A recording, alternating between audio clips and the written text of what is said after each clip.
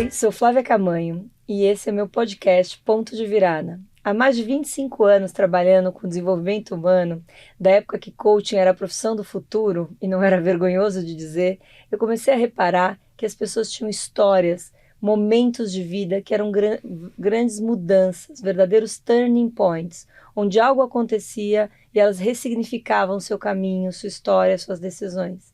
E esse podcast é sobre isso, sobre histórias e narrativas de pessoas que acharam um ponto de virada na sua vida. Hoje eu tenho comigo Rodrigo Rubner Mendes, é um renomado defensor da educação inclusiva. Mendes é conhecido por ser o fundador do Instituto Rodrigo Mendes, uma organização dedicada à promoção da educação inclusiva no Brasil e em todo o mundo. O Instituto desenvolve projetos, oferece formação e recursos educacionais para capacitar educadores e promover a inclusão de pessoas com deficiências em escolas e comunidades. Ele é amplamente reconhecido pelo seu compromisso de tornar a educação mais acessível e inclusiva. Marido de Ana Carolina, que daqui a pouco eu vou contar porque estou fazendo essa menção, que é um dos pontos fortes da vida dele. E hoje ele vai contar para a gente um pouco desse turning point, dessa história bonita que ele construiu ao longo da vida. Rodrigo, obrigada por aceitar esse convite. E eu queria começar te perguntando do começo dessa história, assim, se você me permite saber como é que é esse momento que a sua vida começa já. Deve ter muitos turning points na vida, mas começa com um grande processo de mudança. O que aconteceu? Oi, Flávia, obrigado pelo convite, prazer estar com você, ainda mais sabendo que você é filha do Gilberto, que operou o meu joelho quando eu era garoto, vou falar um pouquinho disso também. Então, eu nasci numa família de professoras, minha mãe e minhas tias davam aula em escolas públicas, o que tornou a educação um assunto prioritário em casa, e fez com que meus pais investissem para que eu e meus irmãos estudássemos num colégio alemão. Na época era considerado uma das boas escolas de São Paulo. Durante toda a infância eu fui apaixonado por futebol, comecei jogando bola todas as tardes. Conforme fui pegando confiança, eu pedi para meu pai me inscrever no campeonato do clube onde a gente era sócio, e tive sorte, ganhei algum espaço, cheguei a ser escalado para a seleção do clube, o que era o máximo, né, para um menino. E aí, com 13 anos, levei uma pancada no joelho que me afastou por um tempo, né, do esporte. E aí precisei fazer uma cirurgia para retirada de menisco. E eu fiquei tão encantado com o poder do médico de devolver bem-estar para as pessoas, que eu decidi que iria enveredar minha vida para essa carreira. Um pouquinho mais pra frente eu me tornei remador pelo Corinthians, competi em várias categorias. Acho que o remo foi uma razoável escola de disciplina, foco. Preparo físico também, né? Que o remo é um esporte muito completo, né? Exatamente. E naquela época isso acho que foi saudável, né? Porque essas qualidades, né, estavam longe de ser meus pontos fortes naquele período. Até que depois de alguns anos eu estava num cursinho pré-vestibular e passei por um assalto onde eu levei um tiro. Isso gerou a imobilidade abaixo dos ombros, chamada de tetraplegia.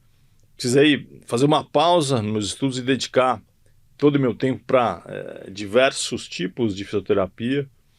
E em nenhum momento me faltou ajuda. Tive apoio incondicional da minha família, dos meus amigos, acesso a excelentes médicos.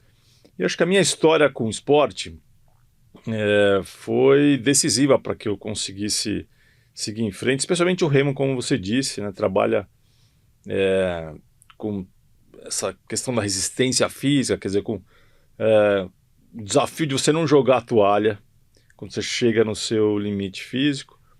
Depois de 3 anos de infinitas horas de fisioterapia, eu me desprendi da ideia de ser médico, fui fazer administração de empresas, comecei minha carreira como estagiário na Accenture, que é uma dessas gigantes de consultoria.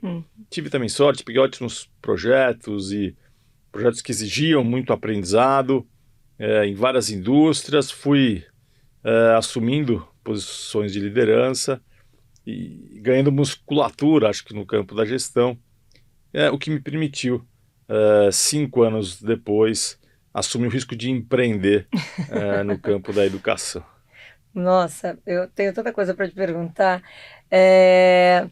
Como é que é essa percepção do pós-acidente, do pós-assalto, em falar assim, pera, tem mais aqui. Quer dizer assim, você diz, é uma coisa que você diz muito, você teve toda a condição, e eu acho que isso vai virar um gancho depois para nossa conversa sobre o seu empreender, né? Mas tem uma escolha, nesse podcast, eu tenho tantas histórias de pessoas que tiveram situações que para a vida e fala, pera um pouquinho, eu preciso repaginar aqui, preciso tomar uma decisão. Você teve um momento que você falou, puxa, eu tenho que tomar uma decisão diferente a partir de agora? Nesse primeiro momento? Vários momentos. Acho que, sem dúvida, esse tsunami inicial tá na lista dos momentos mais difíceis da minha vida. Eu tinha muita dificuldade para respirar e tinha que enfrentar uma maratona de procedimentos médicos que eu nem sabia que existiam no hospital ainda. E nas madrugadas, tinha uma hora que as pessoas paravam para descansar. Eu ficava ali acordado, né? Me sentia como na beira de um precipício, me segurando para não despencar. E nessas horas eu recorria aos melhores momentos da minha infância, que apareciam como um cinema projetado no teto. Eram cenas marcadas por muita leveza, muito afeto. Isso me energizava, quer dizer, me sentia com uma força ali sem fim para de novo começar o dia seguinte, aquele maremoto com o meu barquinho a remo. E quando as pessoas me perguntam, né, sobre como foi esse início, que o início era conseguir sobreviver, né? Eu costumo citar a história de um navegador inglês, que você deve conhecer, o Ernest Shackleton, que no começo do século passado juntou 27 super marinheiros e partiram rumo ao Polo Sul com o plano de realizar a primeira travessia da Antártica com trenós, mas aí o imponderável deu o ar da graça. O mar congelou antes da hora, eles ficaram presos por 9 meses no barco, até que a força do gelo destruiu o casco e o veleiro afundou. E como eles não tinham contato com o resto do mundo, né, foram obrigados a passar um longo período vivendo sobre placas de gelo, quer dizer, em condições subhumanas, e mesmo diante desses intermináveis reveses, né, o Shackleton conseguiu honrar com o compromisso de voltar para a Inglaterra com todos os marinheiros vivos. E sabe que no livro que narra essa história, o Shackleton fala sobre a relatividade das adversidades. É verdade. Né? Ele explica que no meio daquela ventania, quando a temperatura subia de menos 25 para menos 5, eles se sentiam super confortáveis e felizes. É incrível. E eu me identifiquei muito com essa sensação. Assim, logo na largada, nos primeiros dias, eu percebi que em algum nível estava na minha mão dimensionar, né, qual seria o tamanho do desafio que eu tinha pela frente. E eu dispunha de tanta gente do meu lado, oferecendo todo tipo de apoio, que eu preferi pensar que eu era uma pessoa bem privilegiada, e isso já afastava boa parte, acho que, dos fantasmas que podiam me afundar, né, num poço de lamentação. Talvez tenha sido uma primeira também decisão ali fundamental. E tem, acho que, um outro fator que me influenciou muito. Conforme eu comecei a frequentar as clínicas de fisioterapia, eu percebi que a maioria das famílias não tinham nenhuma condição de arcar com despesas e tratamentos, né, de crianças com condições muito severas, né, que geravam muito sofrimento. Então, ali, acho que eu percebi que não tinha que gastar tempo reclamando de nada, né, e desperdiçando tempo, e sim pensando em como é que eu ia retribuir tanta coisa boa que eu estava recebendo, e também se eu podia fazer alguma coisa para minimizar a angústia dessas famílias que não tinham retaguarda. Ai, Rodrigo, eu já te escutei várias vezes, mas assim, pessoalmente tô ficando até mais emotiva, é época de Natal, não vou conseguir terminar a entrevista. Não, é muito bonito isso, porque é uma das coisas que eu mais acredito, que eu acho que entre o que acontece com a gente e a nossa capacidade de responder habita, né, o que diria Viktor Frankl, a última das liberdades humanas, que é a liberdade de saber reagir, poder escolher como reagir, né? E a tua escolha de escolher ser grato, a olhar a luz, né, da situação e não a sombra da situação, direciona a tua história, porque acho que a gente pode entrar nessa história que você resolve empreender. Empreender em quê? O que você resolve fazer a partir do momento que você vê que é capaz, que tem musculatura para fazer uma gestão e que teve uma história já bem construída? Então, eu acho que tão importante quanto falar sobre uma distribuição de renda no mundo é a gente falar sobre uma distribuição de educação no mundo, né? E, quer dizer, a gente não vai chegar muito longe enquanto toda pessoa não tiver minimamente acesso ao conhecimento, ao mercado de trabalho, acesso à dignidade. Isso vale também para esse segmento, que em geral está fora do radar, né? Que é a parcela de pessoas que convivem com algum impedimento físico, sensorial e intelectual, né? E isso vale, né, para cada criança que tem esse desafio, né, de encontrar o seu caminho quando tem essa particularidade.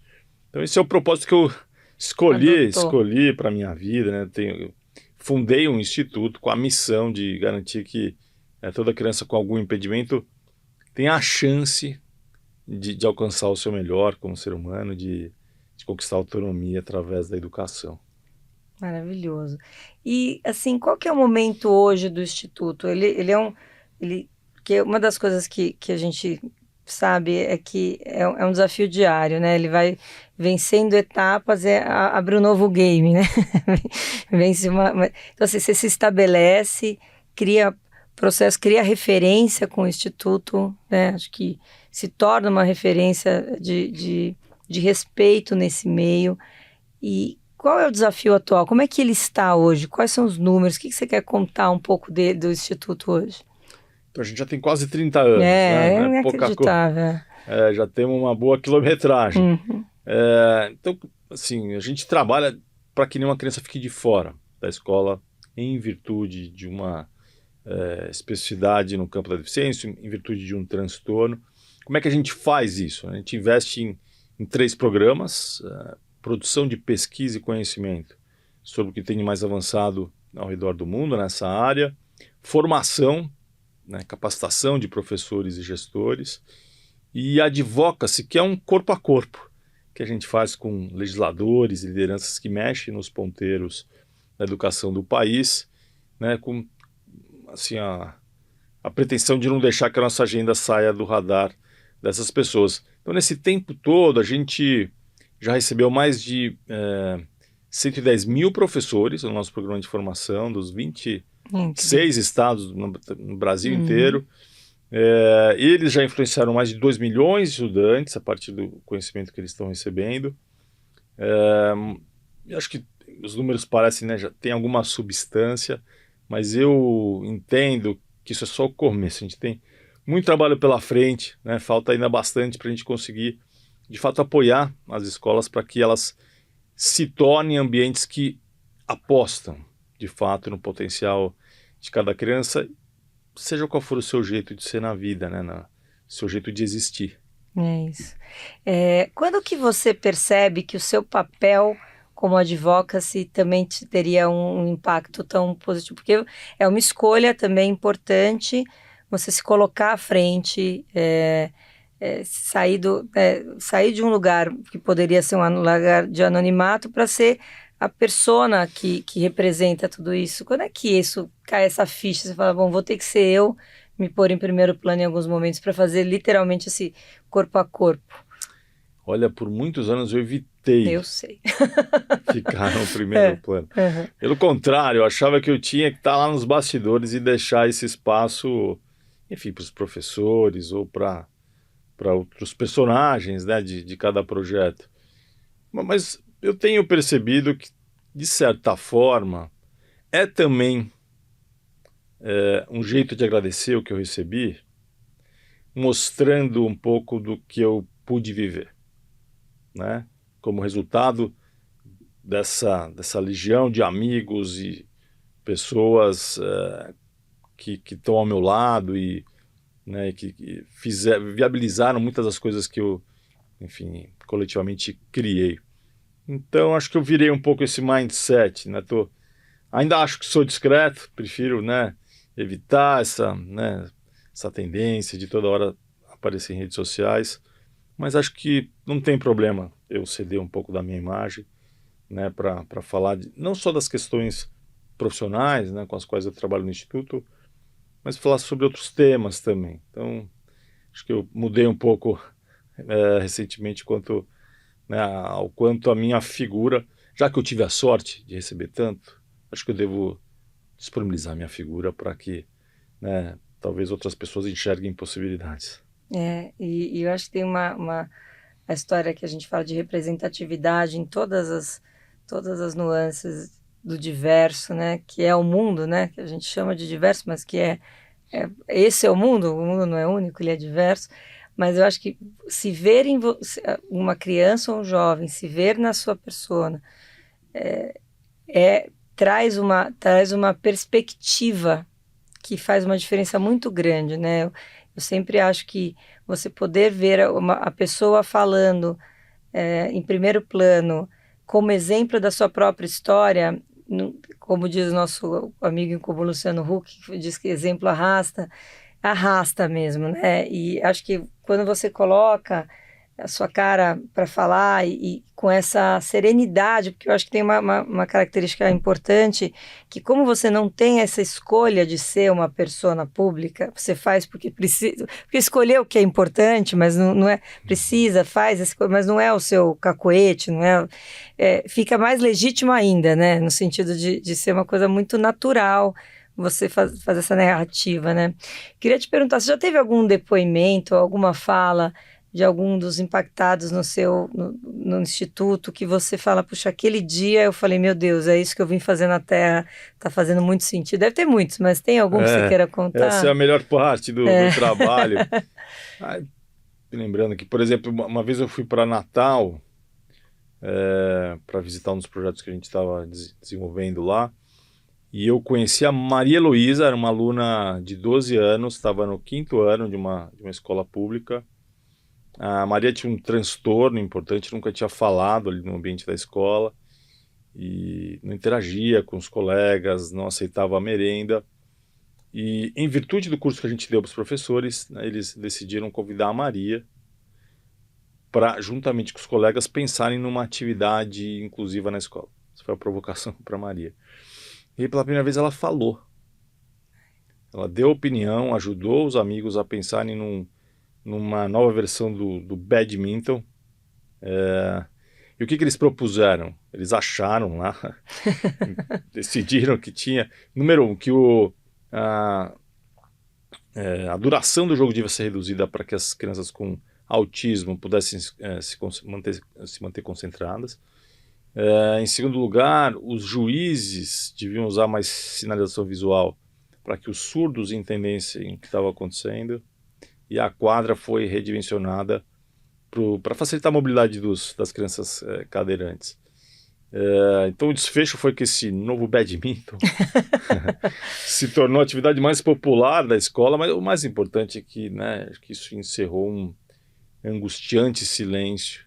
Que incrível. De muitos anos, e a Maria passou a conversar com todo mundo, e além disso, Flávia passou a melhorar o desempenho nas disciplinas, quer dizer, mudou a perspectiva, né?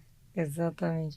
É isso, né? Porque o que eu falo existe um universo dentro da gente e que às vezes a dor ou o olhar para o que não está vigente, fazendo sentido, ele nos obnubila, né? A gente fica sem conseguir enxergar o que tem de bom, né?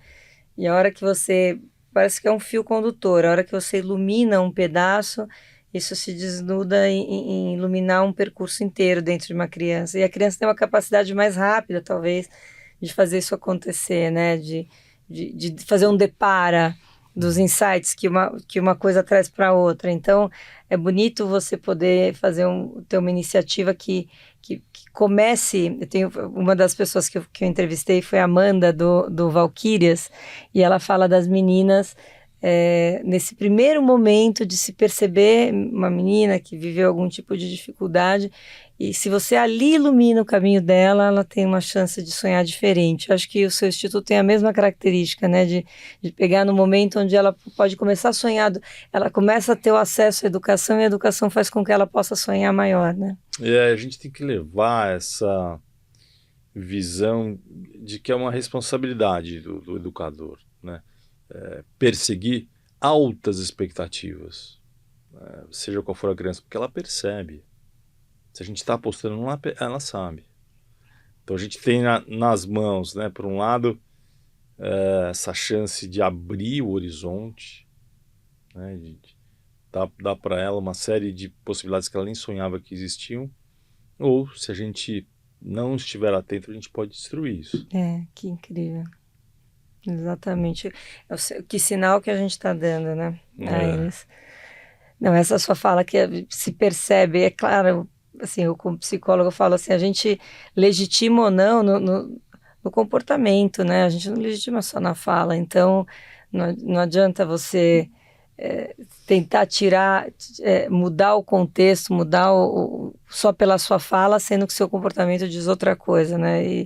E isso na educação é um papel. Por isso que eu acho que entre as frentes do Instituto, essa frente que capacita, eu acho que se tivesse que falar da minha opinião de fora, assim, que capacita o educador, eu acho que é a grande a capacidade de multiplicação, né?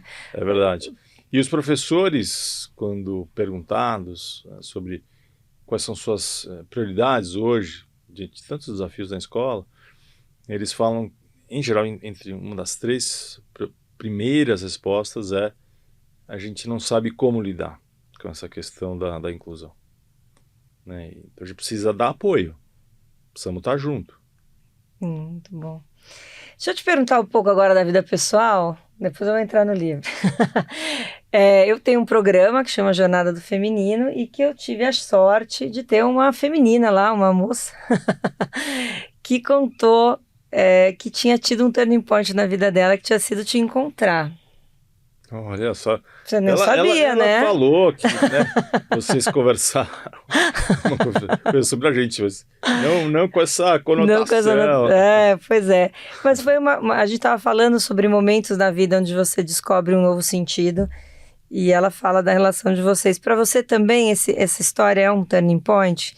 Como é que é o que você tiver conforto de contar, né, dessa história? Acho que é um flying point. Que bom. A gente se conhecia desde 2006 e nos encontrávamos em eventos do Instituto, em outras ocasiões profissionais. E você sabe, Flávia, que em todo encontro eu sentia esse forte desejo de que aquele contato rápido se alargasse, que não terminasse. Uhum. E aí, muitos anos depois, já na metade da pandemia, a gente se conectou em todos os níveis e começamos essa história de amor e paixão que traz pra gente completude, muita descoberta e felicidade.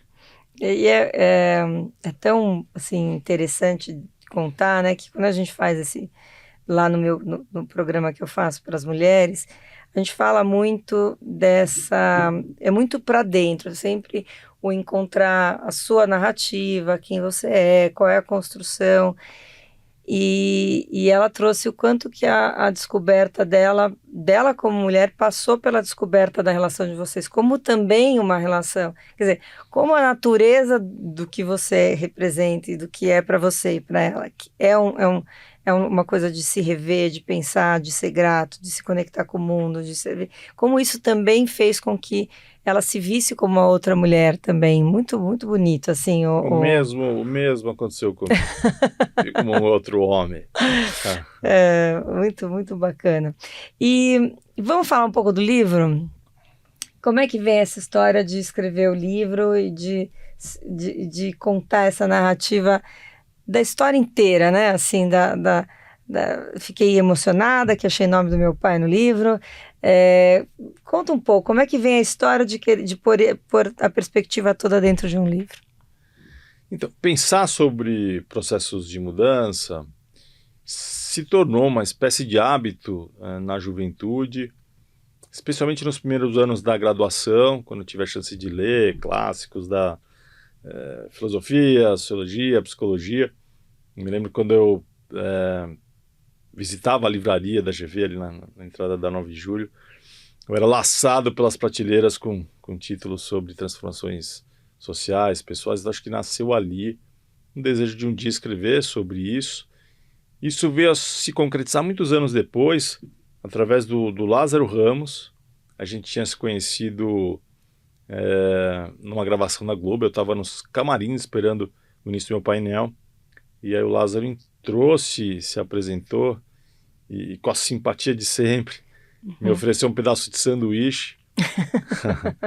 E para minha sorte, Flávia, acabou atrasando a gravação, a gente ficou ali conversando e o que permitiu o início de um vínculo que se desdobrou numa amizade muito fluida. Algumas semanas depois ele me ligou dizendo que estava em São Paulo, queria me entregar pessoalmente os ingressos para uma peça em que ele estava interpretando o Martin Luther King. Acabamos passando a tarde juntos e antes de se despedir, ele falou sobre como tinha sido importante para ele lançar o livro Na Minha Pele. Na Minha Pele.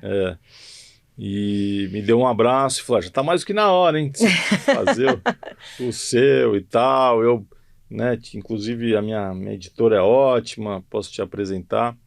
Eu já tinha escrito 2 livros, na época eu estava com uma coluna semanal no UOL, o que já me demandava bastante tempo e acho que satisfazia meu apetite por produzir conteúdos opinativos. E por outro lado, eu sentia que eu tinha que pesquisar ainda bastante antes de me dispor a falar sobre um tema tão complexo, né? Algo que de fato valesse a pena ser transmitido. Então eu não queria queimar de jeito nenhum a largada. E 2 anos depois, a pandemia trouxe, acho que a resposta da data. Já fazia 7 meses que o mundo estava praticamente todo vivendo em confinamento. E aí, procurando um jeito de transformar aquilo em fonte de aprendizagem, eu decidi encarar o projeto, que foi muito oportuno, porque a pandemia, foi a maior mudança por imposição, vivida desde o começo do século passado. Quer dizer, ia na veia do tema do livro. E como é que é o processo para você de revisitar a narrativa e escrever esse livro? Você ressignifica coisas que aconteceram na hora que você começa a escrever o livro? Quando você revê a tua história? Porque tem uma coisa que, pelo advocacy, tem um papel importante, que é contar a tua história. Faz parte do seu papel contar essa história. Mas na hora que você senta para escrever, eu tenho uma fantasia para te perguntar assim, tem histórias sobre a história que você olha e fala, cara, isso hoje eu olho por outra perspectiva, você revê? Ah, sim. Tem um teórico que fala sobre o retrospective sense making, o quanto você vai ressignificando aquilo que você viveu. E foi muito prazeroso, Não só porque você vai descobrindo novos significados, mas você vai lembrando de coisas que você já não lembrava mais. Conforme você vai puxando lá como é que foi mesmo aquilo, vão surgindo, a memória ela vai se mostrando maior do que a gente imaginava. O projeto inicial era começar o livro por um frame, um modelo que eu uso para discutir mudanças, e depois ilustrar o conceito com narrativas de outros líderes que eu iria entrevistar. E uma das narrativas seria a minha, e eu fiquei praticamente 1 ano fazendo essa pesquisa que eu achava que tinha que ser feita, até que a minha editora falou, chega, Rodrigo, começa pela sua, depois você vai fazendo as entrevistas. E acabei adorando, poder, porque além de você relembrar coisas muito boas e conseguir entender melhor coisas duras que você viveu, você tem a chance de citar quem estava lá. É uma forma de devolver também. Muito. Muito. Como é o caso do seu pai. Que é tão interessante. É a terceira pessoa dos entrevistados que tem uma relação, e meu pai é um médico ortopedista que teve um papel bem forte no Brasil por ser uma referência de um tipo de cirurgia que era único, era um dos únicos a fazer, mas acaba que se relaciona com esse lugar do voltar a andar, o voltar ao esporte, e ele é um entusiasta de que as pessoas possam voltar aos seus movimentos e tal. E eu acho que viver isso em casa me fez me relacionar. Acho que o Turning Point, querer ter um podcast que fala sobre mudança, também fala muito sobre o que eu ouvia dessas coisas a pessoa voltou a andar, a pessoa voltou a achar alegria na atividade, quanto a que a atividade física ela é pertinente, enfim. E aí te ouvir trazendo o nome dele na história, é muito interessante, porque também me ressignifica a minha própria história, né? Olha só. E ao tempo todo, e essas histórias ficam suando no nosso inconsciente como mantras, né? São as nossas referências na hora de tomar uma decisão. É verdade. E elas vão nos criando, eu acho que elas vão nos criando ou crenças impulsionadoras ou crenças limitantes. Mas pelo que eu passei pela mudança, o frame que eu criei para lidar com aquilo pode me ser uma narrativa muito positiva e que me faça falar, pô, se eu já venci isso, por que não vou vencer esse desafio de hoje, já que venci o maior? E isso me traz um impulsionador. Ou às vezes tem um convite de você ter criado uma máxima a seu respeito, limitante, e que quando você revê a história, você fala, mas aquela dor não existe mais, por que eu estou trazendo aquela dor ainda comigo, né? Então o exercício de rever as mudanças e as histórias, ele só tem, na minha opinião, só tem impacto positivo. Que ou você limpa a dor do passado e dá um outro nome para ela, né? Ressignifica, ou você vê do que já foi capaz, vê um percurso, e fala, puxa vida, eu já venci tantas coisas, por que eu tô com medo desse novo desafio, né? Exato. E dá a chance da gente estar mais consciente. Essa é a proposta do livro, provocar, né, uma reflexão mais atenta sobre como é que a gente se relaciona com as mudanças, dado que a surpresa, o acaso estão sempre na iminência de acontecer, né? E raramente a gente faz uma análise mais cuidadosa desse imponderável. Esse é o objetivo, né, pretensioso, mas acho que o livro tem esse desejo. E me conta uma coisa a respeito do processo como um todo, né? Você fez o livro, tem seu instituto. Como é que você cria seus próximos desafios? Eles aparecem, as mudanças te surpreendem? Você é um caçador de tendências? Como é que é o Rodrigo no dia a dia? Você sabe que, lembrando das projeções que eu fazia de futuro, quando era adolescente, eu confesso que eu imaginava uma espécie de linha reta. Meu plano era me formar em medicina, fazer o meu melhor para aumentar a qualidade de vida das pessoas, mas seguir tocando ali meu violãozinho, jogando meu futebol. E curioso, se a gente olhar para trás, o percurso, fazer um diagnóstico, fazer uma radiografia do caminho que eu percorri, né, o que aconteceu não tem nada de linha reta. Né? O desenho está muito mais para um passeio de montanha-russa. Eu me formei em administração, trabalhei vários anos como consultor de negócios, fundei esse instituto no campo da educação e hoje trabalho muito com políticas públicas. São todas atividades que eu nunca imaginei desempenhar. Né?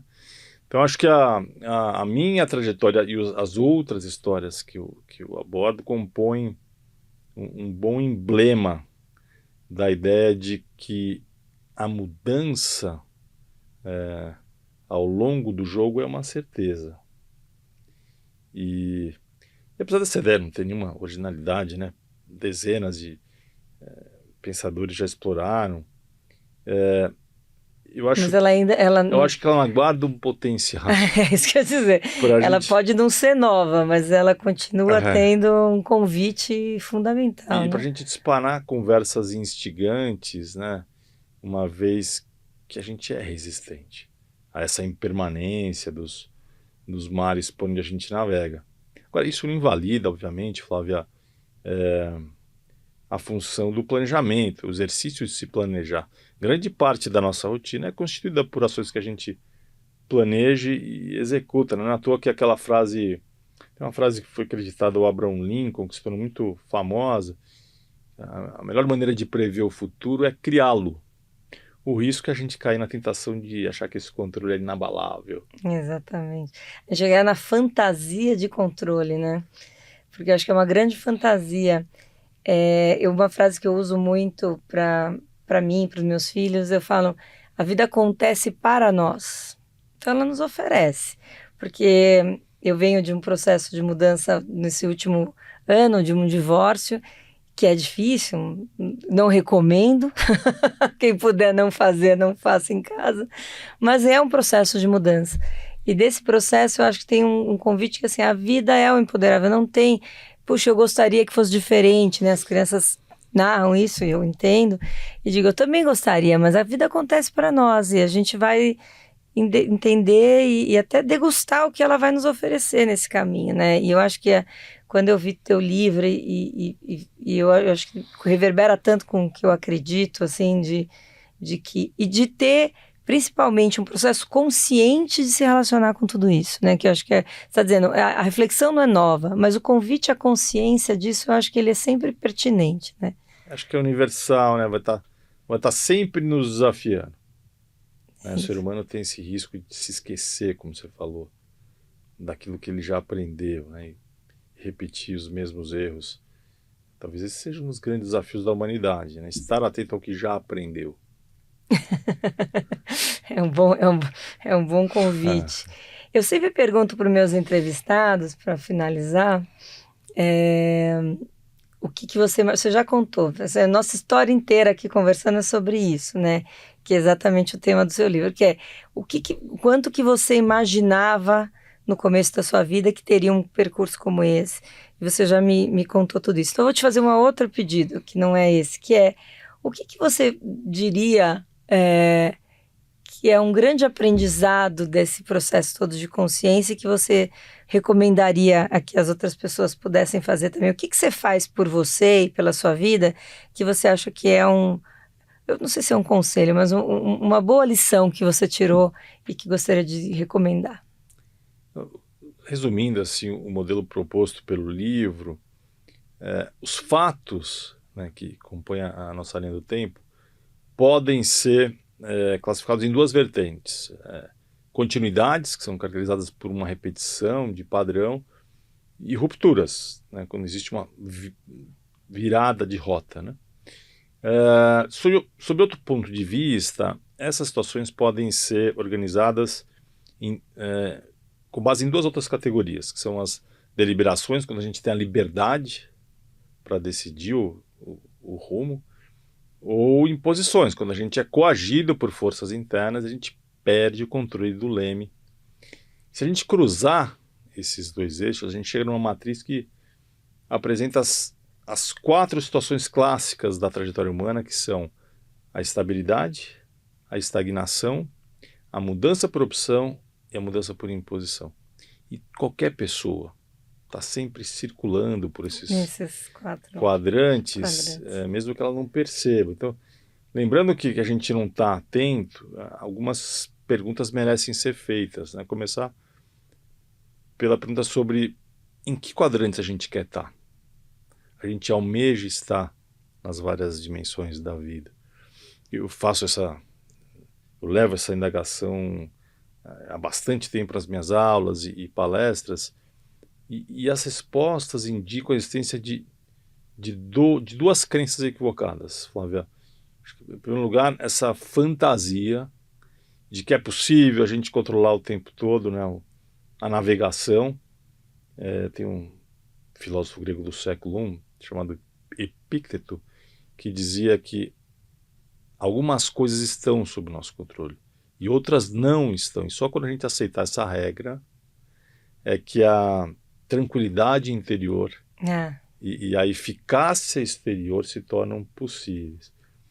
Por outro lado, eu percebo também que a gente herda e alimenta a crença de que as mudanças por imposição inviabilizam realização pessoal. Nossa, que E aí vem uma outra pergunta que merece ser trazida para a mesa, que é, então qual é o melhor quadrante para a gente atingir a realização pessoal? O livro não tem a pretensão de trazer uma resposta categórica, receituária, mas eu tenho sim, né, essa vontade de estimular o leitor a procurar suas próprias respostas a partir da minha percepção de que vale qualquer empenho para a gente blindar a nossa autonomia do pensamento. Mesmo que tenha uma tempestade ao nosso redor. Né? E nem sempre a gente está prestando atenção nisso. Nossa! O que eu tenho para dizer para você? Muito obrigada! Imagina! Prazer estar aqui. Quem quiser saber mais sobre o Rodrigo e a Carol, pode comprar o livro. Exatamente. A Carol, obrigada, Carol, por essa ponte, por ter me dado essa oportunidade de estar frente a frente com o Rodrigo. Rodrigo, muito obrigada pela conversa. Eu que agradeço e vou dar um jeito de me reencontrar com o Gilberto Tamanho. Vamos fazer isso juntos. Obrigada. Aqui fica mais um podcast Ponto de Virada e te convido a continuar nos seguindo por aqui. Obrigada.